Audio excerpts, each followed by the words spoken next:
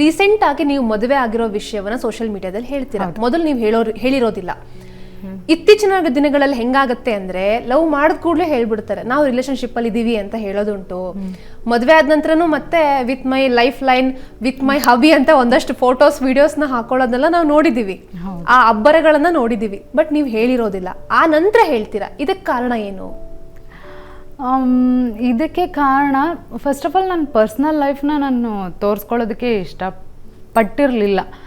ಯಾಕೆ ಅಂತಂದರೆ ಬೇಡ, ಏನಕ್ಕೆ ಎಲ್ಲನೂ ಹೇಳ್ಕೊಳ್ಬೇಕು. ನಾನೊಬ್ಬ ಆರ್ಟಿಸ್ಟ್, ಓಕೆ, ನನ್ನ ಫೋಟೋಸ್ ಎಲ್ಲ ನಾನು ಇನ್ಸ್ಟಾಗ್ರಾಮಲ್ಲಿ ಹಾಕ್ತೀನಿ, ಅದು ಓಕೆ. ಎಲ್ಲದನ್ನು ಏನಕ್ಕೆ ಶೇರ್ ಮಾಡಬೇಕು ಒಂದು. ಆಮೇಲೆ ಫಸ್ಟ್ ನನ್ನ ತಲೆಯಲ್ಲಿ ಇದ್ದಿದ್ದು ಹಸ್ಬೆಂಡ್ ಬಿಟ್ಬಿಡಿ, ಸೆಕೆಂಡು ಫ್ಯಾಮಿಲಿ ಅಂತ ಬಂದರೆ ಅಪ್ಪ ಇಲ್ಲ. ಸೊ ನಂಗೆ ಹೆಂಗೆ ಅಂದರೆ ಮದರ್ಸ್ ಡೇ ಬಂದರೆ ಮದರ್ಸ್ ಡೇ ಫೋಟೋ ಹಾಕಬೇಕಾಗುತ್ತೆ, ಅಮ್ಮನ ಫೋಟೋ ಹಾಕಬೇಕಾಗುತ್ತೆ.